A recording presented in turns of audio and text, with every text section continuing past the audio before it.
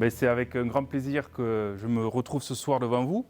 Moi, je voudrais d'abord remercier Pascal pour cette invitation parce que ça me sort des activités quotidiennes que peuvent conduire une animation d'une composante telle que la nôtre. Alors, je vais prendre 2 petites secondes de ma casquette de directeur pour vous souhaiter la bienvenue dans l'école universitaire de management, membre du réseau des IAE. D'accord ? Donc, vous êtes dans un bâtiment absolument exceptionnel par sa localisation. La localisation dans l'espace, on va y revenir, c'est un point très essentiel.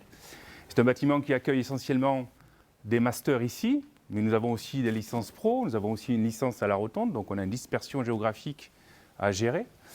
Et on a aussi le laboratoire qui est ici, vous le savez déjà, donc on a pour le coup une colocalisation de plusieurs activités qui nous permet d'être une école qui est très tournée vers la professionnalisation, mais ce n'est pas l'objet de ce soir, donc je ne développerai pas ce point, mais aussi très tourné vers la recherche, car aujourd'hui c'est un point tout à fait important. Nous sommes des enseignants-chercheurs, et comme l'a souligné Pascal, il est très important que, quel que soit le niveau de responsabilité qu'on occupe ponctuellement, parce que nous ne sommes là que pour quelques moments, on garde ce lien avec la recherche. Donc, double merci, parce que ça me permet, dans ces activités-là, de garder le lien avec ce qui est le cœur de métier aussi, la recherche, et cette école, elle a cette vocation-là. Donc, on est ravis de vous accueillir, et de pouvoir mettre en œuvre un petit peu tout ce que l'on dit de manière théorique pour pouvoir l'appliquer. Donc bienvenue, et puis je vais passer à la deuxième partie, celle pour laquelle vous êtes là, qui concerne mon intervention. Donc je crois que j'ai droit à 45 minutes, c'est ça, c'est un droit, je vais donc l'utiliser parce que sinon il va s'user, et je vais essayer de le respecter surtout. Alors la question que je voulais traiter avec vous, elle est très simple, est-ce qu'il faut être proche pour innover ? Voilà.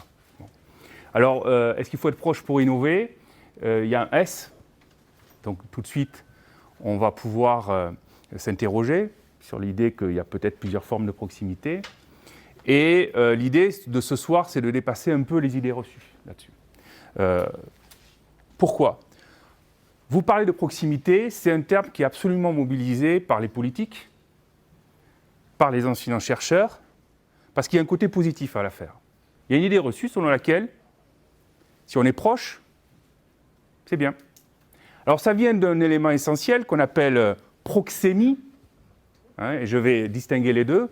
La proxémie, c'est un grand auteur qui s'appelle Hall, H-A-2-L, alors comme je n'ai pas de crayon, qui est un sociologue, et qui a dit la chose importante, ce qui est proche de nous nous semble plus important. Voilà, c'est un phénomène sociologique bien connu. Bien, la proximité, elle va dans ce cadre-là, et donc on part de l'idée que ce qui est proche, c'est plus important. Et ce qui est proche, c'est mieux. Voilà comment on décline ça. Alors du coup, pour un politique, il faut être proche de ses électeurs. Du coup, pour une entreprise, il faut être proche de ses marchés. Pour faire de la recherche, il faut être proche les uns des autres. Alors, c'est donc une hypothèse qu'il faut vraiment décortiquer, qu'il faut limiter, et qu'il ne faut pas non plus nier, qui reste intéressante, que la proximité, elle présente des caractéristiques qui vont favoriser le maintien, voire le renforcement des relations. Et on verra que pour innover, ça fonctionne sous certaines conditions, mais on verra aussi que ça peut poser des problèmes. C'est ça l'idée.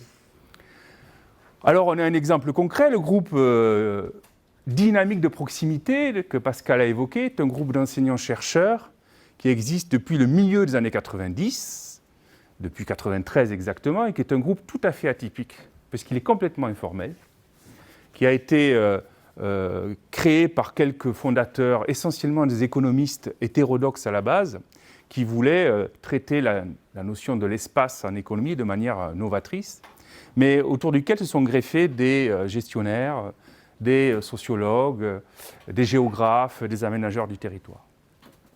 Et tous ces travaux ont eu notamment une conséquence assez directe, qui a permis de créer ce qu'on appelle des pôles de compétitivité, que vous connaissez très bien, et qui se sont nourris de ce type de travaux-là. Donc, on a eu une action théorique, une école de pensée, mais aussi concrète, mais limitée. Contrairement à ce qu'on peut penser, nous spécifions que, le plus souvent, la proximité géographique n'est pas nécessaire pour avoir diverses activités productives notamment, qu'on arrive à la compenser. Voilà un peu l'idée. Mais ce n'est pas ce que disent les pôles de compétitivité, que vous connaissez, et dans lequel, finalement, l'innovation, puisque c'est ce qui nous intéresse ce soir, parce qu'elle suppose des recombinaisons, est donc une affaire collective. Et les pôles de compétitivité visent à permettre, organiser cette recombinaison. Et une bonne manière de recombiner, c'est d'exiger une proximité géographique entre les acteurs, par exemple. Voilà un peu l'idée. Et l'idée qu'il y a, c'est que l'entrepreneur, dans ces idées-là, serait un acteur relationnel qui chercherait des mises en réseau. Voilà un peu cette idée qu'on peut extraire des pôles de compétitivité. Alors, simplement pour vous rappeler, sans rentrer trop dans les détails ce soir, mais on pourra en discuter lors des questions, c'est qu'on a tendance à faire attention à ne pas utiliser les termes les uns pour les autres, c'est important.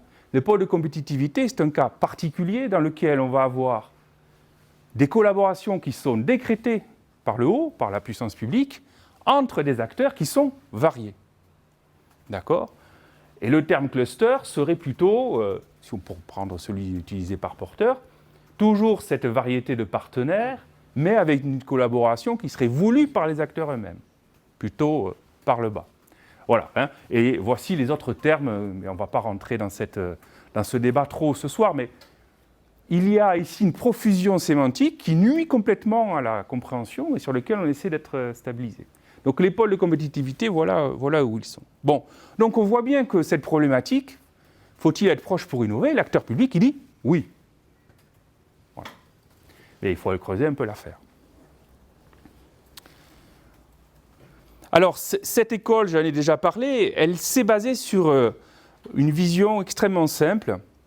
Elle est issue d'économistes qui ont fait le constat que l'espace, au sens plutôt géographique du terme, dans un premier temps, était dans une vision très walrasienne, c'est-à-dire très standard de l'économie, conçu comme un espace plan, totalement homogène. C'est un cadre neutre, uniforme, et qui ne peut être appréhendé qu'à travers les coûts qu'il va imposer. Donc c'est la vision, mais qui fonctionne dans certains cas bien précis, de où est-ce que je mets un entrepôt logistique pour optimiser mes dépenses de transport. Et là, ça marche bien, les modèles à la haute ligne, etc., fonctionnent, ils permettent, dans un espace plan classique, de traiter tout ça. Bon. Bien entendu, cette vision n'est pas fausse, mais elle est restreinte. On ne peut pas spécifier que l'espace, le rôle de l'espace dans les interactions, se réduit à ça. Donc, une communauté de chercheurs s'est regroupée et dit, avec cette idée que, et c'est ça qu'il faut comprendre, les conséquences de la localisation de chacun d'entre nous, eh bien, ça a un effet sur l'action collective. Voilà. À l'endroit où on est localisé, ça a un effet sur l'action collective. Pourquoi ? Mais parce que l'espace, contrairement à l'idée qui permet de bien modéliser, n'est pas un espace neutre et uniforme. Il est profondément asymétrique, il pèse sur les relations. Donc ça, c'est l'idée basique, simple. C'est carrément un postulat. Ça veut dire qu'on est parti avec cette idée-là dès le départ.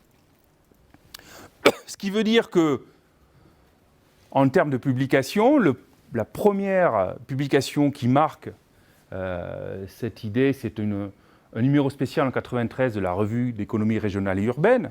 Et dès 1998, on a un autre article qui compte et qui dit il faut s'émanciper d'une vision de l'espace homogène pour attaquer l'affaire avec des hétérogénéités. On se place dans un processus de création de ressources et pas d'allocation. Alors ça peut paraître évident, mais il y a 25 ans, en économie, ce n'était pas quelque chose de facile à dépasser. C'est-à-dire qu'on lève la contrainte très facile de dire on alloue des ressources pour parler de création. Ce n'est pas dans un open lab que je vais expliquer quel est l'intérêt de ça. Vous êtes là ce soir parce que vous estimez que les problématiques de création de ressources sont absolument essentielles. Et puis que tout ceci ne peut pas être capté uniquement par le marché et par le prix, bien entendu. Avec, une fois qu'on a donné ce contexte, ce qui, soit dit en passant, en termes académiques, n'est pas facile à gérer, parce que c'est une révolution, d'un point de vue théorique, j'entends, d'un point de vue de levée de contraintes. À aucun moment, les économistes standards considèrent que leur modélisation renvoie à la réalité. Il ne faut pas leur faire dire ça serait faux. Mais disons que c'est une caricature d'une forme de réalité et on peut ne pas s'en contenter. Voilà l'idée, quitte après à avoir des petites pertes en ligne sur les capacités à modéliser notamment. Deux postulats très importants. La localisation dans un espace géographique et le positionnement dans un espace social conditionnent les activités économiques des acteurs. Alors social, on le sait tous, on parle d'activité économique. Donc il s'agit de dire, ma localisation dans l'espace, sous ses formes sociales et géographiques, conditionne les interactions. Alors conditionne, renforce, détruit, maintient, on verra tout ça, mais elles ont un effet et on ne peut pas, cet effet, l'ignorer. Et puis, bonsoir, deuxième postulat, on va considérer que l'espace, on va le subdiviser en deux catégories, puis on verra qu'on ira un peu plus loin. Il y a d'abord l'espace géographique. C'est la première quand on parle proximité. Premier type de proximité qui vient à l'esprit, c'est la proximité géographique. Mais il y a aussi la dimension non géographique de l'espace, l'espace social. Et cet espace social, eh bien, on va trouver des solutions pour le spécifier un peu mieux. Mais cette subdivision est tout à fait acceptée comme postulat de départ par tous les auteurs qui ont travaillé sur la proximité. À partir de là, il y a une liberté propre à chaque auteur, on y reviendra, qui s'est exprimée, qui permet de voir que chacun a des grilles un peu différentes. Donc ça, c'est important, parce que si vous n'êtes pas d'accord avec ce qu'on vient de dire, c'est plus la peine, la suite ne tient pas. La première des assertions est absolument fondamentale. Ça veut dire qu'on ne traite pas l'espace après coup. On ne traite pas la question de la localisation une fois qu'on a vu tout le reste, parce que finalement, il y a un phénomène qui est mal expliqué, ou parce que dans mon modèle mathématique, j'ai une variable qui ne fonctionne pas bien. Ah ben tiens, si je... Non, on démarre avec ça. C'est donc c'est une posture tout à fait radicale du point de vue de la recherche. Alors c'est une heuristique. Moi je suis membre de ce groupe depuis ma thèse, donc je les côtoie depuis longtemps. C'est un groupe sur lequel il y a des débats internes, je pourrais y revenir si ça vous intéresse, c'est parfois un peu byzantin, il faut bien admettre. Moi je pense que c'est une heuristique. Qu'est-ce que ça veut dire ? Ça veut dire qu'on n'est pas encore face à une théorie complète. Un indicateur intéressant. Si vous prenez l'économie des conventions, vous entendez parler de l'économie des conventions, vous allez voir les auteurs, ils vous disent une convention de points, c'est ça. Les institutions, l'institutionnalisme, chaque courant a sa définition des institutions. La proximité, le terme sec, sans adjectif, on n'a pas de définition. Par contre, j'ai des définitions, on en parlera, proximité géographique, sociale, etc. Ça veut dire que finalement, qu'est-ce qu'on se rend compte ? On se rend compte que cette approche, elle a besoin de fondements théoriques qu'on va chercher dans des sciences sociales, sciences humaines et sociales déjà existantes. Quand on est un gestionnaire, on est super à l'aise avec ça, ça ne pose aucun problème. Quand on est un économiste, c'est un peu plus ennuyeux parce que ça suppose d'aller voir, de faire un pas de côté, quoi, d'aller voir ce que font les autres. Bon, ça veut dire que notamment, les courants interactionnistes, c'est le courant dominant qui a été recherché par la majorité des auteurs. Certains sont plus institutionnalistes, c'est mon cas, bon, on pourra revenir, mais vous allez retrouver des évolutionnistes, c'est-à-dire des cadres de pensée beaucoup plus théoriques sur lesquels, quand on est un proximiste, on s'adosse. Ça, c'est une perte, il faut être clair, il vaut mieux, je préférais vous raconter que c'est une théorie complète et définitive du monde. Mais ça a un énorme avantage qui est que c'est une heuristique, et donc c'est opérationnalisable. Et donc c'est un outil pour lire le monde. Et donc je peux vous le présenter ce soir, que vous soyez un ancien chercheur ou pas, ça n'a pas d'importance. On peut tous en parler. C'est donc un outil qui a vocation à être interdisciplinaire et qui a vocation à être très appliqué. Voilà, donc l'ambition, il faut bien la situer d'un point de vue épistémologique. Où est-on ? On est là. On est face à une heuristique, c'est-à-dire un cadre de lecture des relations qui conditionnent les interactions économiques. C'est une grille qui ne se suffit pas à elle-même, qu'il faut adosser à des visions théoriques plus fortes, mais qui vous permet de lire le terrain. Alors, il faut énumérer les dimensions de la proximité. Voilà un peu la partie. Alors, tous les papiers, toutes les références qui sont données, ce sont des papiers qui sont facilement accessibles, que je pourrais vous fournir ou vous proposer. Les papiers, on les mettra derrière adossé à la... Voilà, on verra après ce qu'il faut. Tout ça est tout à fait facile à trouver. La plus simple à définir, la première des dimensions, c'est la proximité géographique. Bon, ça va aller de soi. On est parti de l'idée que c'est une distance kilométrique qui sépare deux ou plusieurs acteurs. Là où tout de suite l'approche prend corps et devient intéressante, capte des éléments un peu nouveaux, c'est que bien sûr une dimension objective, moi je suis capable de calculer au mètre près la distance entre Clermont et Bordeaux. Et donc, on est dans une vision économique classique du coût de franchissement temporel d'une distance. Bon, ok. Mais on ajoute que le deuxième élément de cette proximité, le deuxième effet que peut avoir une proximité géographique, il est subjectif. Est-ce que je me sens loin de Bordeaux ou pas quand je suis à Clermont? Est-ce que je juge que c'est loin? Concrètement, nous avons déménagé de la Rotonde pour arriver ici. J'ai des collègues qui m'ont dit c'est loin. Voilà. C'est subjectif. Métriquement, on ne peut pas dire, il n'y a pas de discussion. Hein. La métrique, elle est comme ça. Par contre, le jugement qu'on porte. Donc, il y a un aspect subjectif et on l'assume. Il y a donc une subjectivité dans la vision qu'on a de la distance. Ça veut dire qu'on prend le fait brut, objectivable, mesurable quantitativement, et on lui ajoute le jugement qui y est associé. C'est ça une proximité. Il y a un fait brut et un jugement porté dessus. Alors Lusso, par exemple, nous dit que pourquoi ça varie d'un individu à l'autre, hein, c'est la capacité de chacun à mesurer les distances, à se représenter un itinéraire ou à franchir les obstacles, par exemple.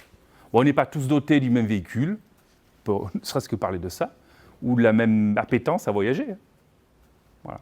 Donc on va avoir des situations différentes. Moi, je suis un spécialiste de l'industrie aéronautique, et du point de vue de l'aéronautique, l'espace géographique se voit au niveau du monde. Hein. Lorsque vous êtes localisé à Bordeaux ou Toulouse, du point de vue américain, vous êtes entassé. Voilà. Mais si vous allez discuter avec quelqu'un qui est à Marmande, au milieu, lui, il sera capable de porter un jugement un peu différent. Mais les États-Unis, ce n'est pas loin quand vous êtes dans l'industrie aéronautique. Alors, on a dit que c'est une heuristique, donc je dois être concret. Quel est le principal effet que peut avoir cette proximité géographique? Eh bien, le principal effet, c'est ce que nous vivons en ce moment, c'est le face-à-face. J'aurais pu faire une vidéo, la poster, ou être ailleurs et être devant vous. Non, mais Pascal m'a dit non, tu viens. Alors c'est parce qu'il... Que tu restes dans ton bureau, que tu fasses une vidéo... Oui, c'est ça, ou je reste dans mon bureau, comme ça je sirote un café, je suis en pyjama dessous. Et voilà. Non, il m'a dit tu viens. Et il a raison. Alors on voit bien que dans cette idée de face-à-face, il se passe un truc. Hein. C'est ça l'idée. Donc ça, vous êtes bien entendu très au courant de tout ceci. Donc c'est l'idée que ça facilite le face-à-face. Là où les choses se compliquent, c'est que comme ce n'est pas une théorie extrêmement stabilisée, que c'est qu'une heuristique, lorsqu'on s'attaque à la dimension non géographique, on va avoir plusieurs types de définitions qui sont proposées selon les auteurs. Alors on a deux, on va dire, possibilités, il y en a plusieurs en fait, hein, mais je ne vais pas rentrer dans les détails, ça serait vraiment fatigant. La première que je ne vais pas décrire longtemps ce soir, parce que je vais aller à l'essentiel, mais qui est l'historique, proposé par Thor et Raleigh en 2005, ce qu'on appelle l'école française, hein, et qui dit qu'à côté de la proximité géographique, on a une proximité non géographique, qu'ils appellent organisée, qui renvoie à la dimension de l'organisation sociale. Et ce qui est intéressant, c'est qu'ils notent que cette proximité organisée est une capacité qu'offre une organisation de faire interagir ses membres. C'est une capacité, ça c'est pas mal. Et puis, cette proximité organisée, elle renvoie en fait à deux modes de fonctionnement, deux logiques. Une logique de similitude, on est similaire, hein, donc on est proche parce qu'on est identique, en dotation de moyens, en facteurs, etc. Et une logique d'appartenance, on appartient aussi à la même organisation. Donc cette logique de similitude et d'appartenance, c'est quelque chose qui est intéressant. Alors, c'est, on va dire, la définition qui a dominé pendant très longtemps, et aujourd'hui, elle a été rattrapée et dépassée par une autre définition. Alors, André Thor m'en voudrait de dire ça, mais je suis obligé de l'admettre, par une définition qui provient d'un auteur hollandais qui s'appelle Ron Boschma, qui l'a posée en 2005, et c'est une définition qui a l'intérêt de subdiviser les proximités en 5 dimensions. La géographique, on l'a vu. Et lui, il va distinguer le non-géographique en 4 dimensions pour être plus précis. Et la grande force de sa typologie, parce que ce n'est qu'une typologie, c'est surtout d'être capable, sur chacune, de proposer des mesures. C'est très opérationnalisable. Ça s'adosse sur chaque, je vous ai dit que c'était une heuristique, à chaque fois ça s'adosse sur des courants théoriques identifiables. Donc c'est une typologie qui n'est qu'une, c'est comme le classement des vins de Bordeaux, c'est intéressant parce qu'on s'y retrouve. Voilà, hein, parce qu'on la comprend de manière un peu plus fine. Alors, il nous dit, il y a la géographique, c'est réglé, il reprend la même définition que Torre-Raleigh. Deuxième définition, proximité qu'il appelle organisationnelle, qui est très simple, j'appartiens à une organisation ou pas. Voilà. Donc, vous êtes un Open Lab, vous êtes une organisation, vous y appartenez, je n'y appartiens pas. On serait, en termes de mesure, on ferait un truc binaire 0-1, voilà, hein, des choses simples. Alors, l'intérêt, c'est qu'il reprend des travaux en économie bien connus qui mesurent le degré d'autonomie et le degré d'opportunisme des acteurs, et il dit l'effet principal de cette proximité organisationnelle, c'est de permettre de contrôler les acteurs, de réduire leur opportunisme. Hein. On est dans l'idée que appartenir à une même organisation réduit l'incertitude, et on voit bien que pour l'innovation, c'est absolument essentiel. On y reviendra, cet aspect de contrôle est absolument essentiel. L'organisationnel. Il ajoute, vous me dites hein, si je vais trop vite, hein, il ajoute une autre proximité qu'il appelle cognitive. Alors elle est très importante pour nous, on y reviendra longuement tout à l'heure, parce que pour l'innovation, c'est un élément important. La proximité cognitive, ça renvoie à un effet de similitude. La proximité organisationnelle, vous l'avez compris, c'est un effet d'appartenance, j'appartiens ou pas. La proximité cognitive, ça renvoie à un effet de similitude. Est-ce que nous avons les mêmes bases de connaissances? Est-ce que nous partageons des bases de connaissances? Ça prend ces bases de connaissances, on les voit, on les observe, notamment dans les classements de brevets, hein, les CIB. Hein. Typiquement, c'est des outils qui permettent de classer les connaissances. Hein. Il faut qu'elles soient suffisamment similaires pour qu'on se comprenne, et puis on dira tout à l'heure, pas trop quand même, parce qu'on peut avoir des effets un peu négatifs. Mais c'est cette idée-là, est-ce que les individus ont des bases de connaissances communes? Est-ce que ça s'applique au langage? Ah oui, alors, chez Boschma, le langage, il ne le met pas là, il le met dans une autre catégorie, je vous le dirai tout à l'heure. Mais votre remarque est intéressante parce que finalement, l'important, ce n'est pas de savoir si on met le langage en proximité cognitive ou institutionnelle, c'est de ne pas l'oublier. La première, on peut le dire tout de suite, hein, la première connaissance ou outil commun qu'il faut partager, c'est bien sûr le langage. Celui-là est absolument impératif. On verra qu'il y a plein de proximités qui ne sont pas nécessaires. La proximité géographique est rarement nécessaire, même pour innover. Par contre, elle est nécessaire à des moments clés. C'est peut-être ça qui est important. Le langage, on ne peut pas s'en passer, ça va de soi. Alors l'effet principal, c'est que si, pour les firmes, si vous partagez une proximité cognitive, vous pouvez absorber de nouvelles connaissances. Vous êtes dans cette capacité d'absorption. Et si vous ne l'avez pas, vous pouvez mettre un secret d'État sur un brevet technique, ça ne me sert à rien, je ne comprends pas. Orga, cognitif. La proximité sociale, on se place au niveau interindividuel, au niveau de l'individu. Ça renvoie typiquement aux travaux de Granovetter, donc je crois que Marc Lecoutre vous a fait une conférence précédemment, c'est celle-là dont on parle. C'est-à-dire que l'importance des réseaux sociaux au sens social du terme, pas Facebook, hein, compte. Les relations économiques sont des types de relations parmi d'autres, et il n'y a pas de raison qu'elles échappent aux effets des réseaux sociaux. Okay ? Donc l'idée, c'est que les relations économiques sont encastrées dans le réseau social, et notamment, on observe que c'est une façon de réduire les conflits. Alors, pas tant parce qu'on vit dans un monde pur et parfait, mais parce qu'on a à payer dans son réseau social un comportement opportuniste. Et donc, on a tendance à réduire les conflits, hein, de cette façon-là. Bon, c'est un des effets qu'on peut observer. Donc, je passe parce que ça a été traité comme il faut, parfaitement. Et le dernier, c'est la partie plus institutionnelle. Donc, on va y retrouver le langage. Vous mettez le mot culture là, ça va bien. Hein. On a quand même besoin d'avoir des valeurs fondatrices complémentaires au minimum. On a travaillé avec Pascal sur le cas d'une relation entre la France et la Chine, et on a bien vu que cette dimension proximité institutionnelle peut poser problème, il faut partager un langage. On va retrouver tout ce qu'on appelle la dimension institutionnelle, les coutumes, les valeurs, ce qui fait que quand vous m'avez attendu aujourd'hui, vous saviez très bien quel était votre rôle et quel est le mien. On n'a pas à rediscuter la façon dont ça se fait. Simplement, j'ai demandé combien de temps j'avais et tout le monde sait ce qu'on doit faire. C'est très important de ne pas avoir à redéfinir à chaque interaction les modalités de l'interaction. Donc, on est dans l'idée qu'on fournit un cadre aux relations organisationnelles. On fournit ce cadre très stabilisé. Alors, c'est une proximité qui est absolument fondamentale. Autant vous n'avez pas besoin d'être proche géographiquement pour interagir, autant celle-ci, il en faut un minimum, un peu comme tout. Donc je vous ai fait un petit panorama. Donc je ne veux pas faire trop court non plus, parce que c'est pénible, mais simplement, je l'ai déjà dit, pour chacune des 5, on peut dire on est plutôt dans l'idée qu'il y a un effet de similarité, et on est plutôt dans l'idée qu'il y a un effet d'appartenance sinon. Alors on appartient à un réseau social, on appartient à une organisation, et on est similaire dans ses valeurs, dans ses bases de connaissances, et on est similaire dans l'espace qu'on partage. Aujourd'hui, nous partageons la même salle de cours.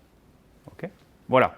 Donc, j'aurais pu vous faire 5 heures sur un tel a dit, un tel a dit, un tel a dit, mais au final, voilà résumé très brièvement la cartographie, les typologies. Et avec ça, qu'est-ce qu'on peut faire? Vous avez ce petit tableau, que tu fourniras les slides de toute façon, qui permet de redire ce qu'on vient de dire. Il n'y a rien de plus. C'est signé? Oui. Bon, très bien. Ce qui est important, c'est qu'une fois qu'on a ces proximités prises une à une, on va, comme c'est une heuristique, les prendre et les articuler. Et donc, à partir de là, vous avez votre boîte à outils et vous allez pouvoir dire, pour tel type d'interaction, on sait qu'il faut plutôt tel type de proximité. Alors, les grandes idées, c'est qu'elles sont rarement orthogonales, elles se croisent, elles se complètent, elles se maintiennent, elles ont des effets l'une sur l'autre. Alors, pour y voir clair, on peut considérer qu'elles peuvent d'abord se renforcer, et c'est ce que naturellement, on va avoir tendance à dire, en particulier pour les activités d'innovation. Je peux mieux échanger dans une organisation qui est sous contrôle, et si je veux faire un effet d'apprentissage, je vais me colocaliser. Donc j'accumule proximité institutionnelle, organisationnelle et proximité géographique. Elles peuvent aussi se compenser. Bon, lorsque on veut concevoir et produire un avion complexe, un produit complexe tel qu'un avion, vous regardez comment est organisé Airbus, c'est l'éclatement spatial qui domine à tout niveau. D'accord ? C'est un produit qui rassemble plusieurs millions de pièces. Il y a quelques moments clés où les ingénieurs ont besoin de se retrouver sur des équipes plateau à Toulouse pour quelques mois, 6 mois, alors que pour créer un programme, il faut 5 ans, donc c'est un moment court. Et ensuite, hop, ils sont rééclatés dans le monde entier. Vous regardez la cartographie des fournisseurs Airbus, c'est le monde entier. Donc, que se passe-t-il ? À un moment, la contrainte de proximité géographique est vraiment trop forte, je ne peux pas m'en passer, puis après, je la compense. Je la compense par d'autres types de proximité, une maquette numérique, d'autres outils. Donc, on a beaucoup d'effets de compensation. Alors, c'est très important pour les politiques, que lorsqu'ils nous font travailler sur les contraintes de proximité géographique, comprenez bien que ça fait rêver un politique. Parce que si vous êtes celui qui reçoit l'équipe plateau, vous êtes le maire de Toulouse, c'est bingo. Vous êtes le maire de Bordeaux, c'est pas bingo. Ça marche beaucoup moins bien. Parce que vous n'êtes pas dans votre processus, les activités que vous avez n'imposent pas cette proximité géographique, on la compense. Et puis, on n'en parlera peut-être pas beaucoup ce soir, mais c'est très important, elles se détruisent, beaucoup de proximités se détruisent. Vous êtes proche d'une centrale nucléaire, la proximité organisationnelle avec la centrale nucléaire pose souci. Vous vous êtes rencontrés, et puis, dans un acte productif commun, il y a eu une relation qui est un échec, vous n'êtes plus copains, le soir quand vous allez chercher vos enfants à la même école, vous n'entretenez pas ce lien. Donc on a des proximités qui se détruisent. Et l'introduction que je faisais au début est importante, on a tendance à survaloriser la proximité, à dire que c'est bien. Si vous vivez près d'une centrale nucléaire, c'est pas bien. La proximité géographique n'est pas un avantage, bien entendu. Alors c'est des exemples qui montrent que c'est en perpétuel mouvement cette affaire-là. Et même si ce soir, encore une fois, on ne va pas trop en parler, les travaux aujourd'hui sur les conflits d'usage de l'espace, etc., ce sont des travaux très importants qui permettent de rappeler que la proximité détruit des relations, autant qu'elle les construit, autant qu'elle les compense. Donc on a ces trois éléments-là. Alors finalement, les proximités, si je veux faire un schéma, c'est ce qu'il y a avant les interactions. On va considérer dans la pensée proximiste qu'elle conditionne les interactions. Vous ne pouvez pas interagir si vous ne partagez pas un certain nombre de proximités. Donc elles ont un effet, on va dire positif. Les interactions ont lieu. Et là, eh bien sûr, les interactions vont elles-mêmes modifier les proximités en fonction des échecs, des succès, des résultats. Donc, on est dans une séparation qui est purement analytique. On est vraiment dans une causalité circulaire, ça se refait en permanence. Et notre travail est juste de vous expliquer ou de bien dire, quand on utilise le cadre proximiste, où je casse la boucle en fait. Par où je commence, d'où je parle. Alors nous, ce soir, on est en haut du schéma. Moi, ce soir, je vous parle des proximités, de leurs effets sur l'innovation. Mais une fois que l'innovation a eu lieu, pas mal de travaux qui démarrent, qui essaient de comprendre quels sont leurs effets sur les proximités, etc., etc. Beaucoup de travaux s'intéressent maintenant, les travaux les plus novateurs, on y reviendra peut-être en conclusion, mais sur le bas du schéma et sur les questions de mesure, bien entendu. Mais, pour faire un topo, on s'est plutôt intéressé au... Pourquoi on s'est plutôt intéressé au... Parce que les contrats de recherche ont été orientés vers ça. La demande publique, la demande de recherche, ou des acteurs ou des entreprises, a été de dire, essentiellement, quelles sont les conditions aux interactions, l'innovation ou l'autre. Donc on est dans cette vision-là, donc les travaux ont été orientés vers cette dimension. Donc on est sur le haut ce soir. Alors, on l'a dit, les proximités ont des effets, je le répète, sur les interactions, positifs et négatifs. Alors les effets positifs, c'est qu'on estime que la densité, notre manière de présenter les choses est améliorée, les interactions, et leur diversité. Et les effets négatifs qu'on peut observer, ça va être des conflits sur l'usage de l'espace géographique, par exemple. On pourrait ne pas être d'accord sur l'usage qu'on fait de cette salle.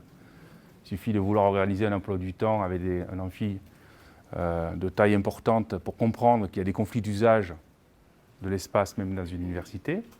Et puis un effet qu'on verra, nous, qui est un effet de lock-in d'enfermement. Sur l'innovation, c'est un effet qui peut être important. Donc, gardons bien à l'esprit qu'on a des effets positifs et des effets négatifs. Et la grande force de cette heuristique, c'est de proposer une grille d'entrée. On peut toujours la discuter, on peut toujours dire « tiens, j'aurais pas mis ça là », pas un problème. On peut même dire « il y a une autre dimension qui apparaît ». Tout ça est malléable. Le but, c'est de ramasser et de rien oublier, mais de ne pas oublier qu'il y a des effets positifs et négatifs. Contrairement à ce que l'on peut penser, le groupe proximité est très attaché aux effets négatifs, en fait, pour ne pas tomber dans l'idée reçue. Alors, sur l'innovation, nous, on s'intéresse ce soir au cas d'effets positifs sur l'innovation. Je vous dirai, après, par moment, quels sont les risques. Clairement, la majorité des travaux sur la proximité ont traité des effets des proxys sur l'innovation. C'est le cœur de métier. Ça a été fait plusieurs fois. Sous plein d'aspects différents, les relations sciences-industrie, des relations interindividuelles, donc on a un sociologue qui a beaucoup travaillé sur ces aspects-là. Les questions environnementales, l'innovation environnementale, comment est-ce qu'on traite ça? Et puis l'innovation tout court, toute l'école hollandaise, Boschma et Franken, a beaucoup travaillé là-dessus. Donc on est dans cette idée-là. Et on a du coup une approche qui est un petit peu orientée très fortement vers des questions de traitement de l'information, de traitement de représentation, de production, de transfert de connaissances. Donc on est dans une vision très interactionniste au sens du cadre théorique, très apprentissage, très évolutionniste. Bon, de manière très simple, il a été montré que, si je veux résumer des dizaines de travaux, que les effets positifs des proximités vont permettre l'établissement de relations de confiance pour plusieurs raisons. Et à partir de cet établissement de relations de confiance, on a des échanges qui sont facilités. Donc voilà. Et donc, si on considère que l'innovation collective, c'est bien sûr basé sur des échanges, on voit bien que ça a des effets positifs. Donc voilà résumé de manière très succincte l'idée que je vais un peu détailler maintenant, mais c'est des choses qui sont intéressantes, mais qui ont été démontrées à l'échelle. Par exemple, on a publié avec des collègues bordelais des travaux sur la photonique en Europe, et on a pris, je ne sais plus combien, 25 ou 26 sites européens, en analysant les échanges qu'il y avait, et on peut montrer qu'on a des effets comme ça. Donc, empiriquement, c'est un outil qui peut avoir une forme de puissance qui est non neutre. 10 minutes. Il me reste 10 minutes. Donc je vais tenir. Alors, proximité géographique, innovation, c'est le gros morceau. C'est bien sûr le gros morceau qui nous intéresse ce soir. Vous vous souvenez qu'elle peut être relative et elle peut avoir un effet positif ou négatif. La proximité géographique est un jugement. Et on a, depuis toujours, pensé qu'elle avait quand même, qu'elle est jugée positivement, qu'elle favorise le renforcement de relations. Ça, c'est le cœur des travaux, nous disent ça. Ça favorise le renforcement des relations. Pourquoi ? Parce que je passe sur les externalités de connaissances, mais qui renvoient, vous voyez ce que c'est les externalités de connaissances ? C'est l'idée qu'il y a des effets non maîtrisés. C'est la notion de spillover, où parce qu'on innove un endroit, elles peuvent se diffuser. C'est donc des effets gratuits, en quelque sorte. Vous êtes une firme, vous collaborez avec d'autres firmes, et il y aura des pertes en ligne dans la nature. Donc ça, c'est important, mais c'est un effet non maîtrisé, difficilement quantifiable. Surtout la proximité géographique, donc elle vous donne accès à ces externalités, mais elle autorise le face-à-face facilement. Donc c'est le point le plus important.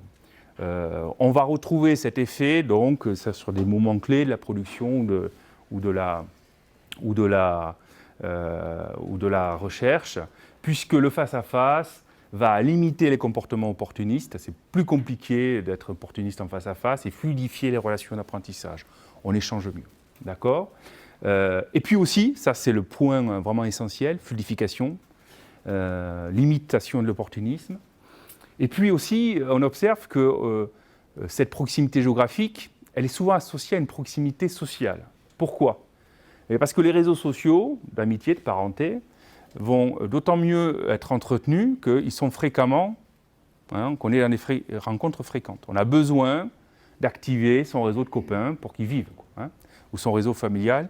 Et bien entendu, la proximité géographique est un atout très important. C'est plus facile d'activer un réseau social quand on est proche géographiquement que quand on est éloigné. Donc on a un effet de renforcement. Quand vous êtes proche géographiquement, vous allez en plus avoir un effet plus sur la proximité sociale. Tout ceci a été démontré dans des travaux de manière importante. Donc on a un effet là très positif de ce point de vue-là. Cette dimension est souvent la plus méconnue des effets positifs de la proximité géographique. C'est son articulation avec une proximité sociale. Beaucoup d'éléments jouent comme ça. Et puis au-delà de ça, peut-être que pour des interactions productives ou des interactions d'innovation, ça joue un peu moins, mais il y a un effet de référent cognitif. Ça veut dire qu'on a un espace commun. Bon, quand je dois aller présenter l'école vers des organismes qui peuvent financer l'école, le levier auvergnat, ça joue. Il faut, quand je veux voir des politiques, il faut défendre l'Auvergne, sa position dans la nouvelle région, et c'est des choses qui peuvent être intéressantes à mobiliser. Donc finalement, la proximité géographique, c'est un accélérateur de confiance. Voilà l'idée. Et, pas simplement parce que les gens sont gentils, c'est parce que c'est plus compliqué d'avoir un comportement opportuniste avec quelqu'un que vous allez croiser demain matin quand vous allez amener vos gamins à l'école. Voilà l'idée, c'est des choses simples. Donc ça accélère la confiance, mais la confiance, on pourra reparler lors de vos questions, c'est d'abord un outil de contrôle. Je te fais confiance. Donc dans le contrôle des résultats de l'innovation, c'est un verrou, c'est une vraie contrainte. La proximité géographique devient un verrou, elle verrouille la relation. Donc c'est ça qui est utile. Et ça, c'est rarement affirmé. On affirme toujours la fluidification des échanges, la fluidification des apprentissages, dont acte. Mais la proximité nous dit qu'il n'y a pas que ça. Proximité cognitive et innovation, c'est l'autre gros morceau de la proximité qui peut avancer là-dessus. Donc beaucoup de travaux ont été faits. Bon, je ne vais pas redire ce qui a été dit, j'imagine, maintes fois sur les liens entre performance et connaissance chez les firmes. Okay. Mais ce qu'on observe, c'est que les travaux menés actuellement, notamment si on observe des travaux qui s'intéressent aux typologies sectorielles, est-ce que le secteur a un effet, les bases de connaissances communes dans le secteur ont un effet sur l'innovation? On montrait que les dynamiques d'apprentissage sont parfaitement corrélées à la diversité des bases de connaissances et à leur profondeur. Diversité et profondeur. Et là où la proximité cognitive développe des outils intéressants, c'est qu'elle est capable de mesurer cette diversité et d'étudier cette profondeur par des outils techniques.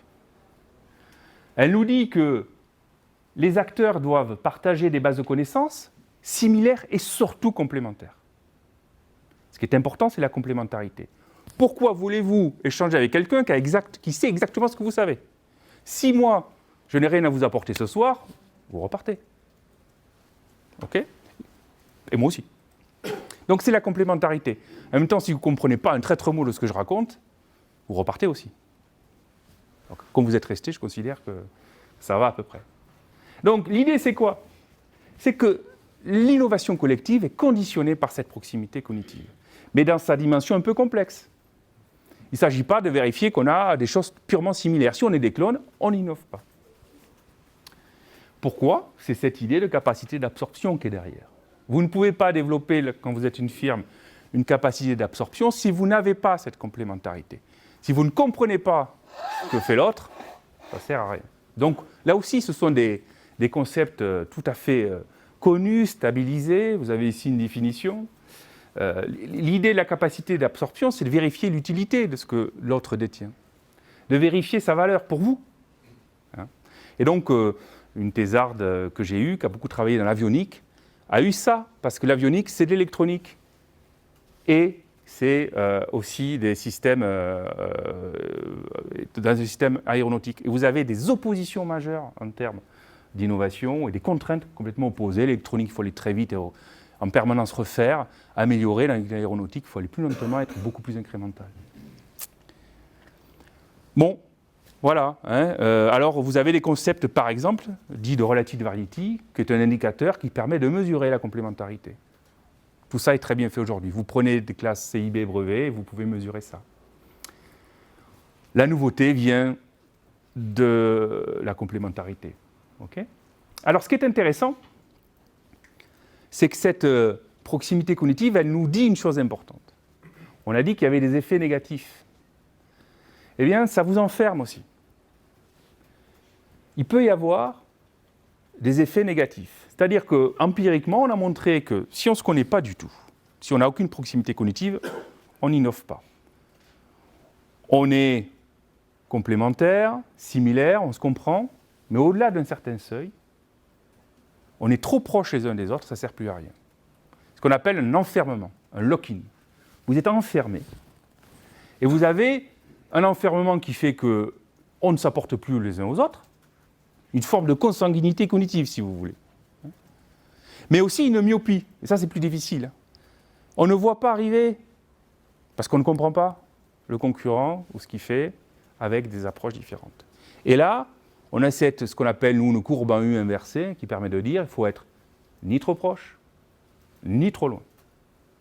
Et le trop proche, c'est vraiment beaucoup de travaux qui se concentrent dessus. Vous avez des clusters qui ont péri parce qu'ils étaient trop proches. Aujourd'hui, beaucoup de firmes, si on observe les relations, par exemple, d'une firme comme Thales Avionics, dans ses recherches, qui est une firme qui est ancrée au niveau bordelais, mais la majorité de ces relations sont interclusters. Mais pas n'importe où. Elle a des relations avec d'autres clusters. Si on observe les clusters en Europe, de la photonique par exemple, ou d'autres domaines, on observe que les acteurs de chaque cluster ont plus de relations avec un cluster distant que dans le cluster. Mais ils ont besoin des deux. Donc c'est cette ouverture qui est amenée. Okay? Donc le cluster qui n'a de relation qu'avec lui-même, il périt de ce point de vue-là. Voilà, c'est ce que nous dit notre boom. Voilà, géographique, cognitif, voilà ce que la proximité a de fort à dire. Bien sûr, les autres comptent. La proximité organisationnelle va vous permettre de contrôler les résultats de l'innovation. Un auteur comme Noteboom nous dit que tout transfert de compétences comporte 3 risques. Si la relation s'interrompt, vous perdez vos investissements spécifiques. Premier risque. Vous avez fait des investissements spécifiques, donc vous êtes captif. Deuxième risque, un comportement opportuniste est possible, vous avez un effet hold-up, quelque part avec le résultat d'innovation. Et troisième risque, c'est un effet de knowledge spillover, d'externalité. Quoi que vous fassiez, ça va se diffuser de manière involontaire et gratuite vers des acteurs qui ne sont pas destinataires. D'accord ? Et donc, que nous dit notre boom là-dessus ? Il nous dit, vous devez encadrer la relation par une organisation qui va contrôler ces aspects-là de façon juridique. Si vous regardez le service chez Airbus, un des services qui a le plus augmenté en termes de taille ou d'individus, c'est le service juridique. Dans une relation d'innovation ou même de production, les contraintes juridiques s'entassent pour ce contrôle-là. Donc très important de bien contrôler la proximité organisationnelle, c'est cette idée-là. Contrôler les connaissances, donc il s'agit de contenir les risques relationnels, je viens d'en parler. Donc ça vous permet de réduire l'incertitude. C'est très très vrai lorsque vous avez des acteurs hétérogènes, publics, privés notamment, avec des objectifs qui peuvent être variés, différents. Les pôles de compétitivité ont ce problème-là de manière très forte. Donc tout ceci a été aussi bien travaillé. Proximité institutionnelle et innovation, on a un effet qui est moins connu, moins travaillé. Les principaux travaux qu'on va observer renvoient sur des effets d'enfermement dans des trajectoires. C'est-à-dire que les institutions, les valeurs, les représentations, elles sont absolument nécessaires au jour le jour, mais de par leur nature, elles ont une inertie. C'est ce qu'on leur demande. Si à chaque fois que je rentre dans une salle de cours, je dois refaire l'explication de ce qu'est un cours, on n'en sort pas. Donc il y a une inertie. Et cette inertie les conduit même à être un peu autonomes par rapport à nous. On a l'impression que c'est des allants de soi. On ne les remet jamais en cause. Et vous apercevez que ces allants de soi, le jour où vous voulez les bouger, parce que vous les prenez en face de vous, il y a une sanction. Et donc, il peut y avoir un environnement institutionnel qui est peu propice à l'innovation parce que trop enfermant. Là, l'acteur public peut jouer. Et là, on a des politiques publiques qui peuvent avoir un rôle d'ouverture.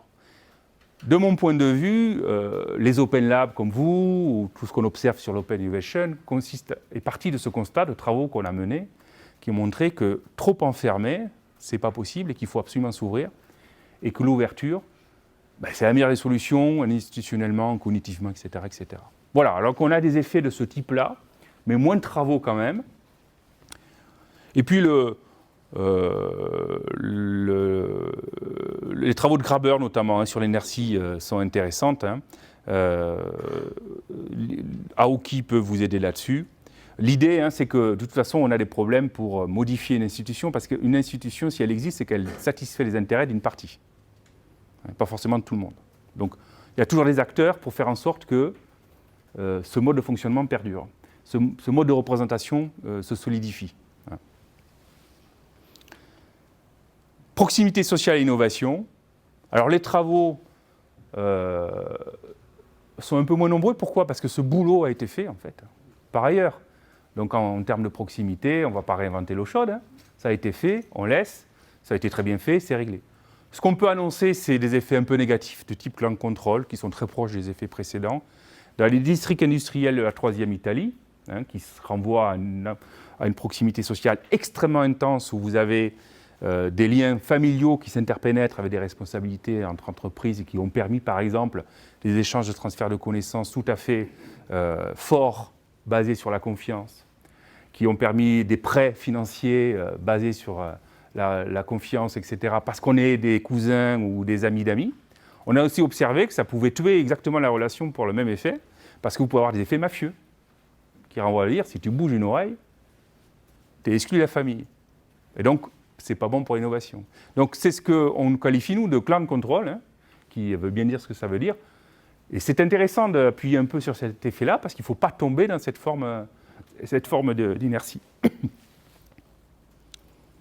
Je vais tenir mon délai, juste conclure très rapidement. Aujourd'hui, moi je travaille beaucoup sur les effets de la proximité sur le contrôle. Vous l'avez compris, c'est ma tasse de thé, j'ai un peu amené la discussion vers ça. En quoi la proximité permet certes le transfert de connaissances, mais permet aussi le contrôle. Et je pense que dans l'innovation, il y a quelque chose à faire là-dedans. Et puis un des gaps qui n'a pas été traité, on a dit que la proximité était un jugement. on est parti du principe, implicitement, qu'elle était jugée de la même façon des deux parties. C'est-à-dire que sur la proximité géographique, par exemple, deux acteurs qui sont distants de tant de kilomètres considèrent qu'ils tous les deux se sentent proches ou pas. Et que se passe-t-il quand l'un se sent proche et pas l'autre? Ça peut être intéressant. Comment faire pour l'innovation notamment, hein? Alors en général, vous avez ce sentiment dans les relations de contrôle.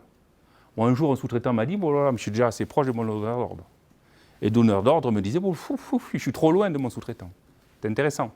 Relation asymétrique. Mais quand on a une relation asymétrique, est-ce qu'on a ça? Bon, voilà, c'est des idées, hein. Et puis, je reste à l'écoute de vos questions, parce que c'est peut-être ça qui est le plus intéressant. Ok, merci bien, merci Damien.